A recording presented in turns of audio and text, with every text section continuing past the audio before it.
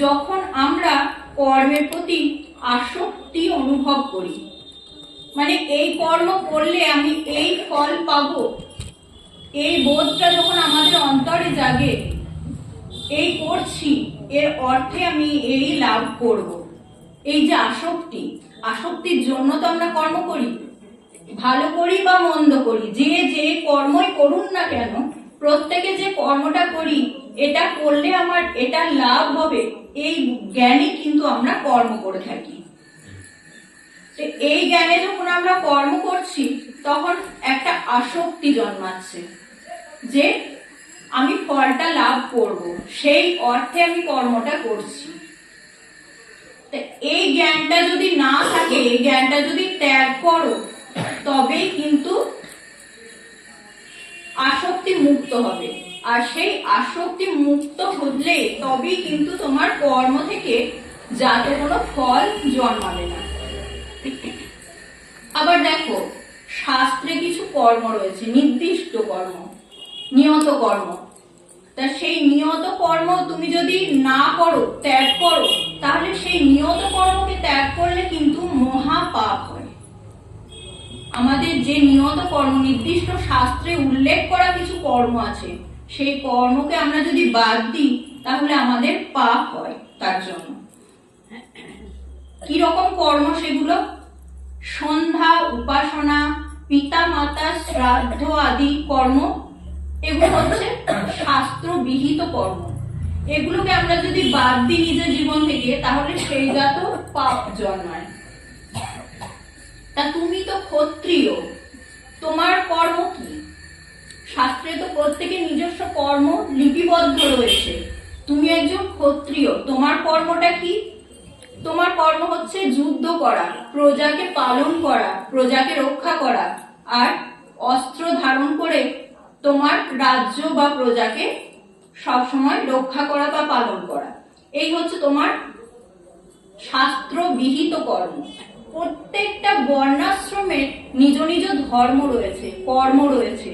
সেই কর্মগুলোকে তুমি যদি না করো তাহলে সেই জাত পাপ উৎপন্ন হয়। তাহলে সেটা যদি তুমি করো, সেটা তো তোমার পক্ষে, সেটা তুমি তোমার ধর্মকে বাদ দিলে, তাহলে তোমার কি হলো? সেটা জাত অধর্ম হলো। আর অধর্ম করা তো মানেই তো পাপ কাজ করা। তাহলে তুমি কেমন করে যুদ্ধ না করে থাকতে পারো? যুদ্ধ করা তোমার একান্ত কর্তব্য। তা ভগবান বলছেন, দেখো কর্ম বন্ধন কখন আনে, কর্ম কখন বন্ধন নিয়ে আসবে?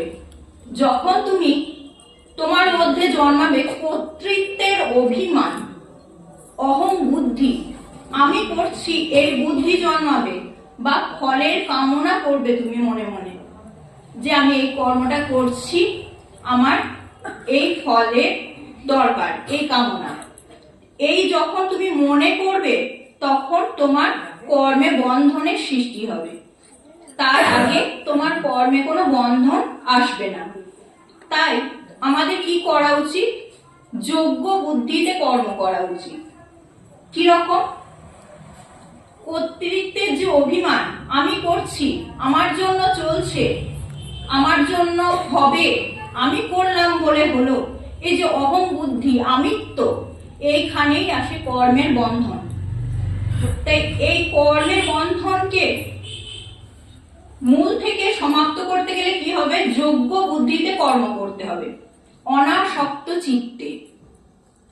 অনাসক্ত চিত্তে কর্ম করলে সেই কর্ম কখনো বন্ধন নিয়ে আসবে না, সেই কর্ম আপনার জন্য মুক্তির দ্বারকে উন্মোচিত করবে। আর একে কি বলা হয়? যোগ্য অর্থে কর্ম। যোগ্য অর্থে আপনি যখন কর্ম করবেন, সেটা আপনার জন্য হয়ে যাবে মুক্তির দ্বার। আপনাকে তখন বন্ধন সৃষ্টি করবে না কর্ম, আপনার জন্য মুক্তির দ্বারকে উন্মোচন করবে। আচার্য শঙ্কর এই প্রসঙ্গে বলেছেন, যোগ্য বই বিষ্ণু, মানে আমরা ভগবানের উদ্দেশ্যে যা কিছু করব সেটাই হলো যোগ্য। তাই সেটা কি রকম? সব কর্ম তাকে অর্পণ করে দিতে হবে। কর্ম করার নির্দিষ্ট এই পন্থা গীতা বলেছেন যে সব কর্ম শ্রী ভগবানকে অর্পণ করে আমরা যদি করি তাহলে সেটা যাত কোনো কর্মের ফল আপনাকে ভোগ করতে হবে না। গীতা কোনো অগ্নিকুণ্ডে এই যে ঘিতর প্রদান করে যজ্ঞ, এই যজ্ঞ কথা গীতা বলেননি। গীতা বলেছেন আমাদের মানব জীবনে জড়িত যা কিছু কর্ম আমরা করছি তার ফলের চিন্তা না করে সেই ফল যদি আমরা শ্রী ভগবানকে সম্পূর্ণরূপে অর্পণ করে দিতে পারি তাহলে আমাদের যোগ্য হয়ে যাবে। এত সহজ পন্থা আগে কোনো শাস্ত্রে কিন্তু এত সহজ করে পন্থা বলা হয়নি। আমাদের জীবনের সমস্ত কার্যের সঙ্গে জড়িয়ে আছে এই যজ্ঞ। দেবতার উদ্দেশ্যে দ্রব্য অর্পণ, এটা কি রকম? ঈশ্বরে তিনি সব রকমের যে নিয়ন্তা, কর্মের যে নিয়ন্তা, তিনি হলেন ঈশ্বর। আর তার যে যজ্ঞ তপস্যা, তিনি সমস্ত কিছু ভোক্তা হলেন শ্রী ভগবান স্বয়ং, ঈশ্বর স্বয়ং। এই জ্ঞান করে আমরা যদি কর্ম করি এবং জীবনের সমস্ত কর্ম শ্রী ভগবানকে উৎসর্গ করে দিতে পারি তাহলে হয়ে যাবে আমাদের যজ্ঞ। আর একে কি বলে? নৈষ্কর্ম। এই নৈষ্কর্ম যদি করেন তাহলে আপনার মুক্তির রাস্তা সম্পূর্ণভাবে খুলে যাবে। কি বলছে? জগতের ধারণ আর পোষণের জন্য যজ্ঞাদি কর্মের সৃষ্টি হয়েছে। সহযোগ্য প্রজা সৃষ্টা পুরা বাচ প্রজাপতি। প্রজাপতি ঋষি যখন প্রজাদের সৃষ্টি করলেন, সেই সৃষ্টি করার সঙ্গে সঙ্গে তাদের নির্দিষ্ট যা কিছু কর্ম, সেই কর্মকে একে একে সৃষ্টি করলেন। এই যে প্রজা সৃষ্টি হলো, তাদের প্রত্যেকে নিজ নিজ যে কর্ম, যা কিছু তাদের করতে হবে, সেই কর্ম একে একে সৃষ্টি হয়ে গেল। প্রজাপতি কি বললেন? এই যজ্ঞ দ্বারা তোমরা বৃদ্ধি প্রাপ্ত হও। এই যজ্ঞ তোমাদের অভীষ্টপ্রদ রূপ। প্রজারা যজ্ঞের দ্বারা দেবতাদের আহুতি দান করবে, আর দেবতাও তার বদলে আমাদের এই যে জল, বায়ু, তাপ, আলো, এই যে দান করছেন দেবতা, এগুলো কিসের মাধ্যমে? আমরা যে ভগবানকে আহুতি দান করি, যজ্ঞ কর্মে যা কিছু আহুতি দান করি, সেই আহুতি দ্বারা শ্রী ভগবান তুষ্ট হন। তুষ্ট হয়ে আমাদের এই বৃষ্টি, আলো, উত্তাপ এইসব প্রদান করেন। আর এর ফলে শস্য উৎপন্ন হয়, যা কিছু আমরা গ্রহণ করি সেইটা পেয়ে আমরা পরিতৃপ্ত হয়ে আমাদের জীবন চালিত হচ্ছে। জীবনের চাকা এরকম ভাবে একই গতিতে চলতে থাকছে। এই যজ্ঞ আমরা করছি আর ভগবান তার ফল প্রদান করছে। এই যে পারস্পরিক এই যে আদান প্রদান, এই আদান প্রদানের মাধ্যমে আমাদের সৃষ্টি কার্য দিনের পর দিন এইভাবে অনুবর্তন হচ্ছে। যজ্ঞে আহুতি দিলে কি হয়? শ্রী ভগবানরা তৃপ্ত হন, আর তৃপ্ত হয়ে তারা আমাদের অভীষ্টপ্রদ যা কিছু তা দান করতে থাকেন। আর এই যে অভীষ্টপ্রদ যা কিছু দান করলেন, তা থেকে আমাদের কি হয়? সর্ব পাপ থেকে আমরা মুক্ত হই। কারণ ভগবানের উদ্দেশ্যে দান করেছি, নিজের কর্ম করছি এই ভেবে নয়, তখন মুক্তি হয়, সর্ব পাপ থেকে মুক্তি হয়। আমরা যে নিজের জন্য যারা পাক করি, নিজের জন্য যারা রন্ধন করি এবং গ্রহণ করি, তারা আমরা কি করি? পাপ ভক্ষণ করি। আমাদের কি করা উচিত? কি করলে আমাদের সেই কর্মটাই হয়ে উঠবে যজ্ঞার্থে কর্ম? না, পরার্থ পরতা। গীতার মহৎ বাণী হচ্ছে পরার্থ পরতা। ভারতবর্ষের এটা হচ্ছে এক সনাতন রীতি। আমরা তো ভারতবর্ষ নামক দেবভূমিতে বাস করি, তাই এই ভারতবর্ষে যা সনাতন রীতি, সেগুলো দেখুন আর পৃথিবীর কোনো জায়গায়, কোনো দেশে দেখতে পাবেন না। আমাদের অহোভাগ্য যে আমরা ভারতবর্ষের মতো দেবভূমিতে বাস করি। আমাদের সৌভাগ্য যে আমরা এই ভূমিতে জন্মগ্রহণের সুযোগ পেয়েছি। কিরকম যজ্ঞ আমাদের আদিকালের সনাতন রীতি থেকে হয়ে আসছে? রন্ধন করা, পাক করার পর দেবতাকে দান, অতিথি যারা আসবেন তাদেরকে দান, এবং দরিদ্র দুস্থ যারা আমাদের কাছে এসে শরণাগত হন তাদেরকে দান, এবং দান করার পরে যা বাঁচবে সেই যজ্ঞর অবশিষ্ট অন্ন যে ভোজন করে সে সব থেকে বড় যজ্ঞ করে। এই যজ্ঞের অন্ন যে গ্রহণ করে তাকে অমৃত ভোজন বলা হয়েছে। সেই অমৃত ভোজন যে করে তার পাপ, সর্বপাপ থেকে সে মুক্ত হয়ে যায়। যুধিষ্ঠির আদি মহারাজ যারা ছিলেন প্রতিদিন তারা এইরূপ যজ্ঞ এই ভারতের ভূমিতে করে গেছেন। আস্তে আস্তে মহৎ ঋষি যারা ছিলেন, রাজারা যারা ছিলেন, আদি রাজারা যারা ছিলেন সনাতনে আমাদের, তারা এই রীতি আমাদেরকে পরম্পরাগতভাবে দিয়ে গেছেন। আজও আমাদের গৃহস্থদের ঘরে কেউ অতিথি এলে এখনো পর্যন্ত ফেরানো হয় না, তাকে কিছু না কিছু খাইয়ে তবেই আমাদের সনাতন রীতির ধর্ম। এটা একটা বিশেষ যজ্ঞ। এই জাত আমাদের একটা একটা করে যজ্ঞ রয়েছে। শাস্ত্রে আছে মানুষ অনিচ্ছাকৃত, আমাদের যে অনিচ্ছা সত্ত্বেও আমরা কিছু পাপ কাজ ঘরে বসেই করে ফেলি। কিরকম সে পাপ কাজগুলো? 5 রকমের পাপ কার্য আমাদের ঘরে বসেই চলাফেরা না করেও হয়ে যেতে পারে। আপনি ধরুন বাইরে যান না, আপনি শুধুই ঘরের কর্মই করেন, বা যা কিছু করছেন আপনার গৃহের মধ্যেই করছেন, তবুও আপনার এই 5 রকমের পাপ অনিবার্যভাবে হয়ে যাবে। আপনি জানুন বা না জানুন আপনার দ্বারা এই পাপ সংগঠিত হয়ে যায়। কি কি সেই পাপগুলো? উদুখল কিরকম? গুঁড়ো করার জিনিস। আগেকার দিনে বড় রকমের হামানদস্তা টাইপের একটা জিনিস থাকতো যেটাকে উদুখল বলা হতো। তাই সেখানে যা কিছু দেওয়া হতো, ডাল বলুন বা শুকনো জাতীয় যা কিছু জিনিস দেওয়া হতো, দিয়ে সেটাকে পেশা হতো। আর এই পেশায় করার সময় তার ভিতরে যদি একটা দুটো প্রাণী পড়ে যেত তাহলে সেই উদুখলে সে পিষে যেত। আপনি দেখতে পেলেন না, কিন্তু আপনার দ্বারা সেই প্রাণী হত্যা হয়ে গেল। তাহলে এই জাত একটা পাপ আপনার হয়ে গেল। আবার জাঁতা কলের মধ্যে কিছু পেশায় করছেন, তার সঙ্গে 2-1টা হয়তো পোকা বা ছোট কিছু মশা মাছি ঢুকে গিয়ে সেখানে পিষে গেল। তাহলে সেই যে পিষে গেল সেখানেও সে মারা গেল, আপনার দ্বারা একটা পাপ হয়ে গেল। আবার উনানে আগুন ধরাচ্ছেন, সেখানে ধরুন মাকড়সার জাল করেছে, আপনি দেখেননি, জানলেন না, একটা মশা বা মাছি কিছু একটা ঢুকে গেছে, আগুন যখন ধরালেন তখন সেটা পুড়ে গেল, আপনার এখানেও পাপ সৃষ্টি হলো। কলসিতে জল ভরছেন বা কিছুতে জল ভরছেন, সেই জল ভরার সময় জলেরই কিছু পোকা জলের মধ্যে পিষে গিয়ে মারা গেল, তো এই জাতীয় পাপ হলো একটা।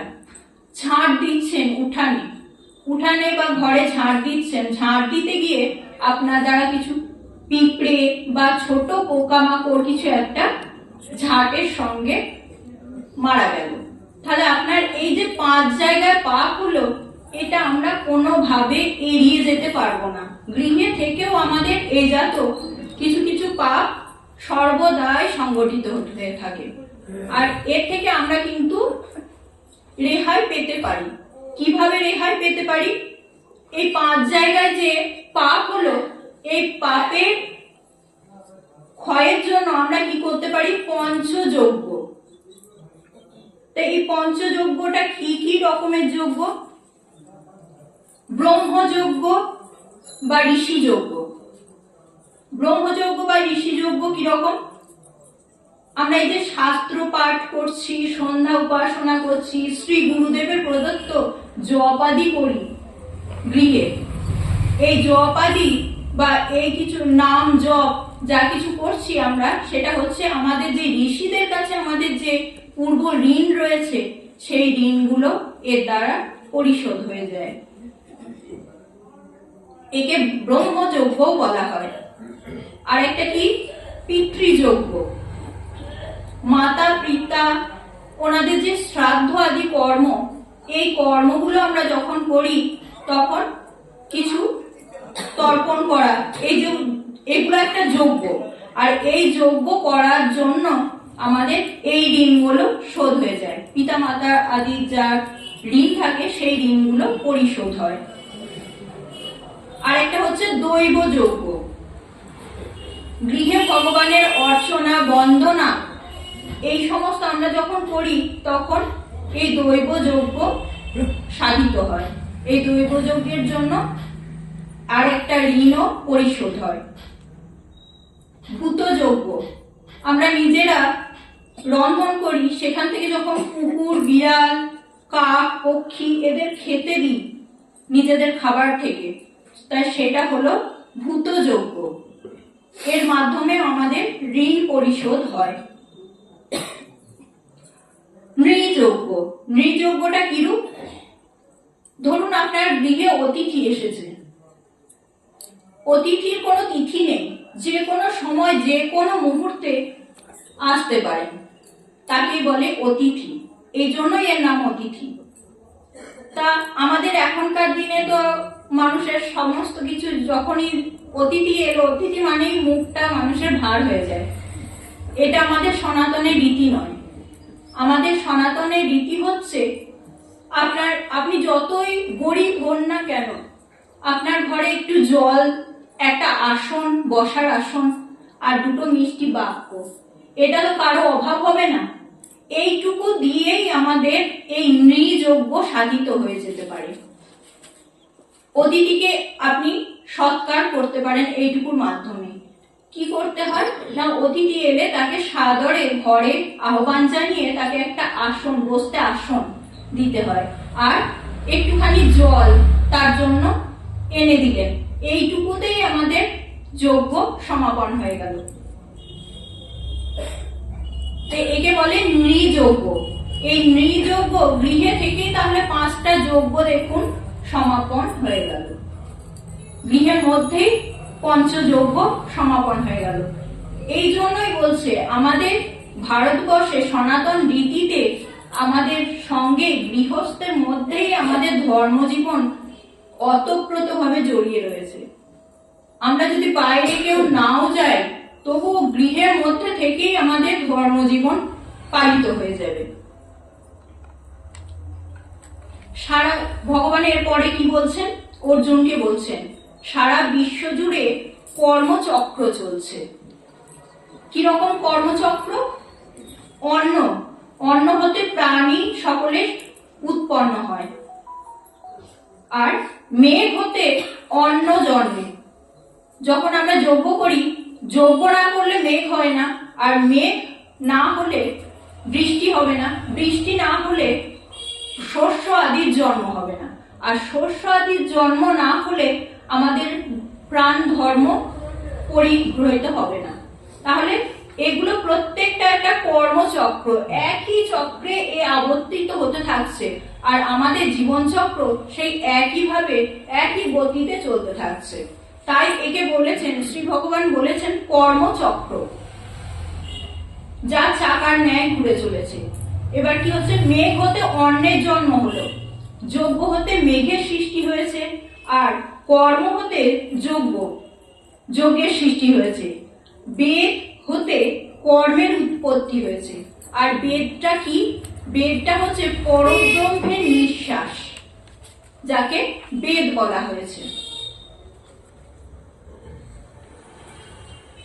তাই ভগবান সর্বদাই এই যজ্ঞ কর্মে লিপ্ত রয়েছেন।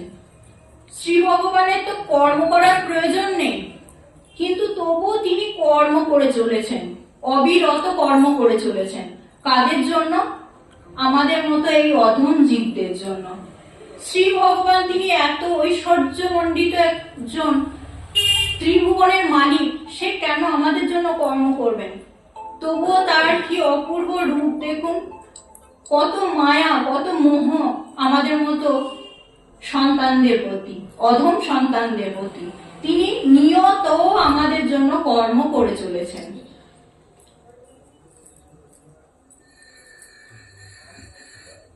ভগবানের সৃষ্ট এই যে সংসার লীলা, এটা ভগবানের সৃষ্টি। তো আমরা এই যে চলছি, সংসার করছি, বলছি, নতুন কিছু পাচ্ছি না পাচ্ছি, এই সমস্ত কিন্তু সংসার লীলা, যা ভগবানেরই সৃষ্টি।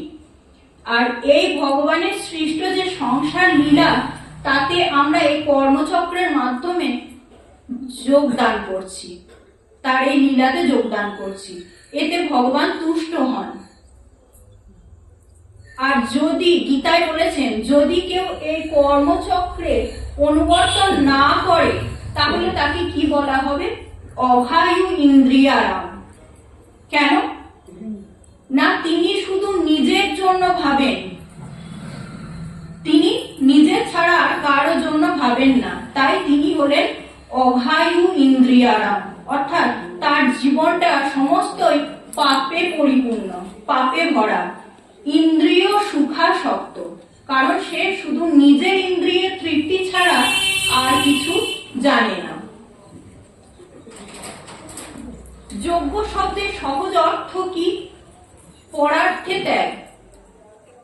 আপনি নিজের ছাড়া পরের জন্য যা কিছু করবেন, সেই সমস্ত কর্মই আপনার এক একটা যোগ্য। ধরুন আপনি কর্ম করলেন, একটা ভিখারিকে একটা বস্ত্র আপনি দান করলেন, বা কোনো অনাহারী মানুষকে আপনি অন্ন দান করলেন, তো এটাও আপনার কিন্তু একটা যোগ্য হয়ে গেল। অন্ন বস্ত্র দান আদি যা কিছু, তাও একটা করে যোগ্য। এই যে কর্মকাণ্ডী মানুষ, তারা কি করেন? দান করেন, কিছু না কিছু দান করেন। কেন না? তাদের ধারণা জ্ঞান করলে তারা স্বর্গ আদি লোক প্রাপ্ত হবে। কিন্তু এটা একটা নিজের জন্য ভাবা কর্ম। তো কিন্তু এই গীতা সেই শব্দটাকে প্রসারিত করলেন, সম্প্রসারিত করলেন। এটা ছোট মনের কথা হয়ে গেল যে আমি আমার জন্য, আমার ভালো পরে হবে, এই কথা ভেবে আমি দান করলাম। কিন্তু সেটাকে গীতা কি করলেন? সম্প্রসারিত করে দিলেন, সেটাকে বৃহৎ অর্থে ঘোষণা করলেন, সেটা একটা যোগ্য বলে ঘোষণা করে দিলেন। অতিথি সেবা, এগুলো যোগ্য, এক একটা বড় বড় যোগ্য। মহাভারতের যে সুবর্ণ নকুলের উপাখ্যান রয়েছে, সেই সুবর্ণ নকুলের উপাখ্যানে আমরা অতিথি সেবা, বৈষ্ণব সেবার একটা বড় উদাহরণ পাই। সুবর্ণ নকুলের যে উপাখ্যানটা রয়েছে, সেটা কি রকম?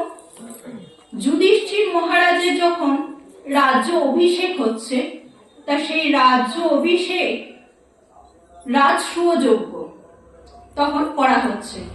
তাই এই যে রাজসূয় যজ্ঞ হচ্ছে, তখন সকলকে আমন্ত্রণ জানানো হয়েছে। যে গ্রামে বাস করা হচ্ছে, সেখানকার সমস্ত মানুষজনকে আমন্ত্রণ জানানো হয়েছে। বৈষ্ণববৃন্দ, ঋষিবর্গ, ব্রাহ্মণ আদি সমস্ত লোককে আহ্বান জানানো হয়েছে। তাই এই যজ্ঞে এসেছে একটা নকুল। নকুলটা কেমন? তার আধখানা অঙ্গ হচ্ছে সোনা, আর আধখানা অঙ্গ সাধারণ আর 5টা নকুলের মতো।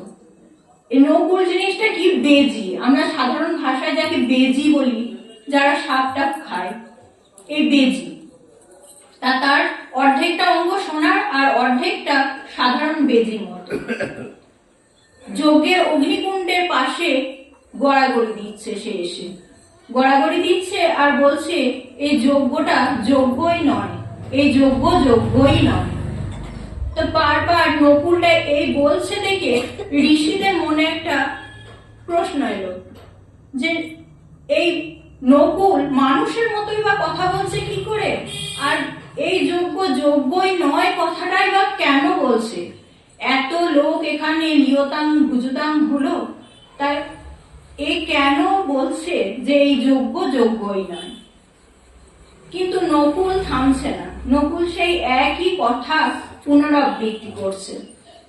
তখন ঋষিরা তাকে প্রশ্ন করলো যে এই যে তুমি বারবার বলছো যে এই যোগ্যই নয়, কেন এমন কথা বলছো?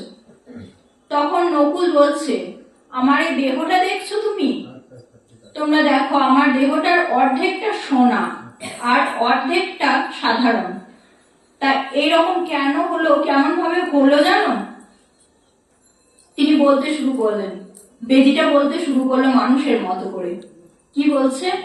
বলছে একবার দেশে দুর্ভিক্ষ হয়েছিল, প্রচন্ড রকমের দুর্ভিক্ষ, হাহাকার, মানুষের খাবার নেই, বহুদিন ধরে মানুষ খেতে পাচ্ছেন না, সেইভাবে মারা যাচ্ছে, ঘরের পর ঘর উজাড় হয়ে যাচ্ছে।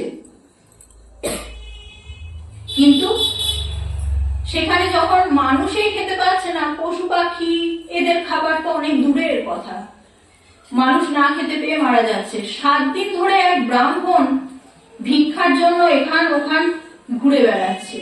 তা 7 দিন পরে খুব কষ্ট করে তিনি একটু ছাতু পেয়েছেন, সেইটাই সংগ্রহ করে গৃহে নিয়ে এসেছেন। তার গৃহে 4 জন সদস্য, ব্রাহ্মণ, ব্রাহ্মণ পত্নী, তার পুত্র এবং পুত্রবধূ। 4 জনের সেই অল্প পরিমাণ যে ছাতু, সেই ছাতুটুকুকে ভাগ করেছেন 4 ভাগে। 4 ভাগে ভাগ করার পর সবাই নিজে নিজে বসেছেন, বসে শ্রী ভগবানকে সেটাই অর্পণ করছেন। দেখুন, অতটুকু ছাতু 7 দিন পর পেয়েছেন, তবু কিন্তু শ্রী ভগবানকে অর্পণ করতে ভুলে যাননি। সেই খিদের সেই সময়তেও তিনি কিন্তু মনে রেখেছেন যে শ্রী ভগবানকে অর্পণ করে তবেই গ্রহণ করা যাবে। তা 7 দিন পরে সেই ছাতুটুকু সংগ্রহ করে শ্রী ভগবানকে অর্পণ করেছেন ব্রাহ্মণ। সেই সঙ্গে সঙ্গে গৃহে একজন দ্বারে অতিথি এসে ডাকছে। খাবার ছেড়ে দিয়ে ব্রাহ্মণ উঠে গেলেন, উঠে গিয়ে অতিথির কথা শুনলেন। অতিথি বলছে, আমি 7 দিন ধরে কিছুই খাইনি, আমাকে কিছু খাবার দাও। তো এই কথা শুনে ব্রাহ্মণ ভাবলেন মনে মনে যে আমাদের ধর্ম, সনাতন ধর্ম তো এটাই যে নিজে খায় বা না খায়, কিন্তু অতিথি যদি দ্বার থেকে ফিরে যায় তাতে ভীষণভাবে পাপ হয়। এই কথা তার মনে আছে বলে তিনি কি করলেন, সেই ছাতুটা, নিজের ভাগের যে ছাতুটা, সেটা আনলেন, এনে অতিথির হাতে তুলে দিলেন। অতিথির হাতে যখন তুলে দিয়েছেন, অতিথি সেটা খিদে চোটে তাড়াতাড়ি, ভগবানকে অর্পণ করা তো ছিলই, অতিথি সেটাকে তাড়াতাড়ি ভক্ষণ করলেন। কিন্তু ক্ষুধার্ত মানুষের পেটে যদি অল্প বিস্তর ক্ষুধা নিবৃত্তি খাদ্য পড়ে, তাহলে তার কি হয়, তার ইচ্ছাটা আরো বেড়ে যায় যে আমি আর একটু খাবার যদি পাই তাহলে আমার তৃপ্তি হবে, তৃপ্তি সাধন হবে। তা তিনি কি করলেন, ব্রাহ্মণের কাছে আরো কিছু খাবারের জন্য প্রার্থনা করলেন। ব্রাহ্মণ নিজের খাবার তো দেওয়া হয়ে গেছে, ব্রাহ্মণ এবার চুপচাপ রয়েছেন। ব্রাহ্মণ পত্নী দেখলেন যে আমার স্বামী তো নিজের খাবারটা দিয়ে দিয়েছে, এখন আমার ধর্ম হচ্ছে আমার স্বামীর যা ধর্ম সেইটাকে রক্ষা করা। আমার স্বামীর গৃহে অতিথি এসছে আর তার ক্ষুধা নিবৃত্তির জন্য আমার স্বামী সেটা দান করেছেন, এবার আমার ধর্ম হচ্ছে আমার স্বামীর ধর্মটাকে রক্ষা করা, তার গৃহ থেকে যেন কোনো অতিথি খাবার না পেয়ে ফিরে না যায়। তাই ব্রাহ্মণ পত্নী নিজের খাবারটা নিয়ে এসে সেই অতিথিকে দান করলেন। অতিথি সেটাও খেয়ে ফেললেন ক্ষুধার চোটে। আবার তিনি খাবার চাইলেন। পুত্র সেই একইভাবে পিতার ধর্ম রক্ষার্থে নিজে এসে সেই খাবার তুলে দিলেন অতিথির হাতে। চিন্তা করুন, 7 দিন ধরে না খেয়ে আছে, তবুও তারা ভাবতে পারলো না যে অতিথিকে এবার তো অনেক খেয়েছো, এবার এসো, এমন কথা কিন্তু বলেননি।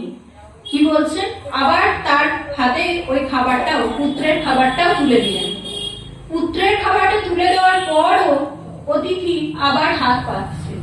তখন পুত্রবধূ এসে সেই স্বামী শ্বশুর মশাই তাদের ধর্ম রক্ষার্থে তার নিজের খাবারটাও অতিথির হাতে তুলে দিলেন। সবার খাবার, ভাগের খাবার সংগ্রহ করে তার ক্ষুধা নিবৃত্তি হয়েছে। তিনি তখন কি বললেন? অতিথি, আমি পরম তৃপ্ত হয়েছি বলে তিনি সেখান থেকে চলে গেলেন। যাওয়ার পর কি হলো? কিছুক্ষণের মধ্যেই সেই পরিবারের, ব্রাহ্মণ পরিবারের 7 দিন ক্ষুধার্ত রয়েছে। তারা 7 দিন ধরে না খাওয়া অবস্থায় একে একে প্রত্যেকে প্রাণ ত্যাগ করলেন। তাহলে এই ক্ষুধার জ্বালা সহ্য করতে না পেরে তারা প্রাণ ত্যাগ করলেন। আর সেই অবস্থায় দূর থেকে একটা নকুল এই সব কিছু লক্ষ্য করছিল। তা সে ভাবলো, যাই একটু দেখি গৃহে যদি কিছু বা খাবার পড়ে থাকে তাহলে আমার একটুখানি ক্ষুধার নিবৃত্তি হবে। সে গিয়ে ওই পাতার চারপাশে ঘুরে ঘুরে দেখতে লাগলো, কিন্তু মানুষের খাবার নেই সেখানে, পশু পাখি কোথায় থেকে খাবার পাবে? তার মুখে যাওয়ার মতো কোনো খাবার সে দেখতে পেল না সেখানে। কি করলো? দেখলো পাতার চারপাশে একটু একটু ছড়ানো মতো খাবার, তুলতে গিয়ে যে পরিমাণ খাবার পড়ে যায় একটু অংশ সেরকম পড়ে রয়েছে। সেটা তো আর মুখে ঢুকবে না, তাই সে কি করলো? সেই জায়গায় গিয়ে গড়াগড়ি দিতে লাগলো। গড়াগড়ি দেওয়াতে কি হলো? তার গায়ে একটু একটু অংশ ছাতু লেগে গেল। সেই ছাতু যে যে অংশে শরীরে তার লাগলো সেই জায়গাগুলো সোনায় রূপান্তরিত হয়ে গেল। তখন নকুলটা নিজের শরীরকে প্রত্যক্ষণ করছে যে এটা কি রকম হলো, কিভাবে হলো। তা তখন সে কোনো উত্তর না পেয়ে বুঝলো যে একটা যজ্ঞের আহুতি এটা, যেটা জন্য আমার শরীরের অর্ধেকটা সোনায় রূপান্তরিত হয়েছে। তাই তার মনে একটা লোভ এসে গেল যে আমার অর্ধেকটা সোনা হয়েছে, তো আমি বাকি যে শরীরের অংশটা আছে আমি সেটাকেও সোনা করব। আমরা কেউ যে কোনো কেউ কিছু একটু পেলে মনে হয় কি আর একটু যদি পেতাম, ঠিক সেরকম নকুল সাধারণ মনে তার মনে হলো যে আমার অর্ধেকটা শরীর সোনার হয়েছে, তো বাকি অংশটাকেও আমি সোনা করতে চাই। তাই যখন যেখানে যজ্ঞ হচ্ছে শোনে, সে সেখানে গিয়ে অগ্নিকুণ্ডের কাছে গড়াগড়ি দেয়। কিন্তু তার আর বাকি শরীরটা সোনার আর হচ্ছে না। তাই আবার শুনেছেন এখানে যে রাজসূয় যজ্ঞ হচ্ছে, তাহলে তো বিরাট পরিমাণে আয়োজন, বিরাট একটা যজ্ঞ। তিনি ভাবলেন যে যাই, ওখানে গিয়ে যদি বা আমার গড়াগড়ি দিলে আমার বাকি অংশটা সোনায় রূপান্তরিত হয়, আমি একটু যাই। তো এইভাবে তিনি যজ্ঞের আসরে এসে অগ্নিকুণ্ডের পাশে গড়াগড়ি দিলেন, কিন্তু সোনা তো হচ্ছে না। সেই চিন্তা ওনার মনের মধ্যে উকি ঝুঁকি দিচ্ছে, এটা কিরকম হলো? যজ্ঞ তো বিরাট যজ্ঞ, তাহলে আমার বাকি অংশটা কেন সোনা হচ্ছে না? তা সে কি করলো? ওই বলতে থাকলো যে এই যজ্ঞ যজ্ঞই নয়, এই যজ্ঞ যজ্ঞই নয়। এখন ঋষিদের মনেও হয়ে গেল যে এটা কিরকম হলো, এত লোক লিয়তাম গুজতাম হলো, কিন্তু সত্যিই তো যজ্ঞ যদি ফল প্রদান না করে তাহলে সেটা কি রূপ যজ্ঞ হলো? তাই ঋষিরা একে ওকে প্রশ্ন করতে থাকলেন যে কি হলো, কে বাকি রয়ে গেছে অন্নগ্রহণ করতে, কে বাকি রয়ে গেছে, খোঁজ নাও। তা চারিদিকে খোঁজ নেওয়ার পর জানা গেল যে গ্রামের শেষ প্রান্তে রুই দাস নামে এক মুচি আছে। সেই মুচি গ্রহণ করতে, যজ্ঞের অন্ন গ্রহণ করতে নিমন্ত্রণ গ্রহণ করে আসেননি। তা তখন শ্রীকৃষ্ণ বললেন অর্জুনকে আর ভীমকে যে যাও, তোমরা গিয়ে সেই রুই দাসকে নিয়ে এসো। রুই দাসের কাছে ইতিমধ্যে পৌঁছেছেন অর্জুন আর ভীম, কিন্তু এতই তার সংকোচ বোধ, তিনি যেতে চাইছেন না। তখন কি করছিলেন? নাম করছিলেন। তখন তিনি নাম করছেন, আর এই সংবাদ পেয়ে তিনি সংকোচে অতিরিক্ত নিজেকে ছোট বোধ করে কিছুতেই যেতে রাজি হচ্ছেন না। নির্দেশ আছে, শ্রী ভগবান নির্দেশ দিয়েছেন, এনারাও তো নাছর বান্দা, অর্জুন আর ভীমও ছাড়বে না। তাকে শেষকালে আসতে রাজি হচ্ছেন না দেখে তাকে চ্যাংতলা অবস্থায় নিয়ে চলে গেলেন।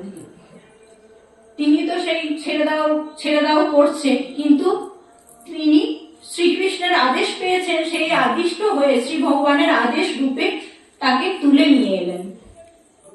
তার সেই বৈষ্ণব এত বড় অট্টালিকা দেখে কিছুতেই ভিতরে প্রবেশ করবেন না। তিনি বলছেন, আমাকে বাইরেই অন্ন দাও, আমি এখানে ভোজন করে আমার গৃহে ফিরে যাই। কিছুতেই তারাও ছাড়বেন না, তারাও আবার সে জোরপূর্বক অট্টালিকার ভিতরে তাদেরকে তুলে নিয়ে গেলেন। তুলে নিয়ে গিয়ে কি করলেন, দ্রৌপদীকে বলছেন, এই দেখো বৈষ্ণব এসেছেন, এবার ওনাকে চরণ ধুলিয়ে দাও আর উলুধ্বনি শঙ্খধ্বনি সহযোগে তাকে ভোজনে বসাও। তাই হলো, উলুধ্বনি শঙ্খধ্বনি করে বৈষ্ণবকে মহা সমারোহে আসনে বসানো হলো। এবার পরিবেশন করছেন দ্রৌপদী, সোনার থালা সোনার বাটি নিয়ে খুব করে সাজিয়ে, যত প্রকারের রান্না করেছেন সব উপকরণ সাজিয়ে তিনি খেতে দিয়েছেন। এবার দরিদ্র বৈষ্ণব তিনিও চিন্তা করছেন, খুব ইতস্তত বোধ তার, সংকোচে তিনি ছোট করে রয়েছেন নিজেকে, যে সংকুচিত ভাবে রয়েছেন, কিছুতেই তিনি ভাবতে পারছেন না যে আমি এগুলো কিভাবে গ্রহণ করব। সামনে সম্মুখে রয়েছে দ্রৌপদী, শ্রীকৃষ্ণ, অর্জুন, ভীম, নকুল, সহদেব, ঋষিগণ। তিনি তো সংকুচিত, মানে এতটাই সংকোচবোধ তার মধ্যে যে তিনি কিছুতে হাতটা বের করে খাবারটাই গ্রহণ করতে পারছেন না। এদিকে দ্রৌপদী ভাবছেন, এ কেমন বৈষ্ণব, না খাচ্ছে কিছু, না খাবারের প্রশংসা করছে। আমি যে এত প্রকারের সাজিয়ে গুছিয়ে দিলাম খাবারগুলো, তাহলে তিনি যদি খেতেই না পারেন প্রশংসা কি করবেন? তার মনে একটা অবজ্ঞা এলো। যেই না তিনি অবজ্ঞা বোধ করলেন, এখানে উনি বলেছেন খাওয়া হয়ে গেছে, সমাপ্ত, তার তখন আর শাঁখ বাজছে না। যখন শাঁখ বাজছে না, তখন শ্রীকৃষ্ণ তো সবই মনে মনে জানেন, কি ঘটেছে, কেন হয়েছে। তিনি তো দর্পহারী, তিনি দর্প চূর্ণ করার জন্য সর্বদাই প্রস্তুত হয়ে থাকেন। যার মনে সামান্যতম আসবে দর্প, তিনি সেটাকে চূর্ণ করার জন্য সর্বদাই প্রস্তুত। তা এই যে দ্রৌপদীর মনে মনে এই ভাব জন্মেছে, শ্রী ভগবান আগেই টের পেয়ে গেছেন। তিনি যখন টের পেয়েছেন, কি বলছেন, মুচকি হেসে চুপচাপ দাঁড়িয়ে রয়েছেন। এদিকে ঋষিগণ বলা বলি করছে, দেখো কিছু একটা অপরাধ ঘটে গেছে, বৈষ্ণব অপরাধ ঘটে গেছে, যার জন্য এই শঙ্খ আর বেজে উঠছে না। তাহলে কি করতে হবে? যে এই অপরাধ করেছে তাকেই একমাত্র ক্ষমা চাইতে হবে, তবেই এই বৈষ্ণব অপরাধ খণ্ডন হবে। তাই কি করলেন? সবাইকে প্রশ্ন করছেন, তুমি কি করেছো অপরাধ, তুমি কি করেছো অপরাধ? সকলে তো না না করছে। তখন শ্রী ভগবান মুচকি হেসে বলছেন, কেউ না কেউ তো অপরাধ করেছই, কিছু না করো মনে মনে অপরাধ করেছো।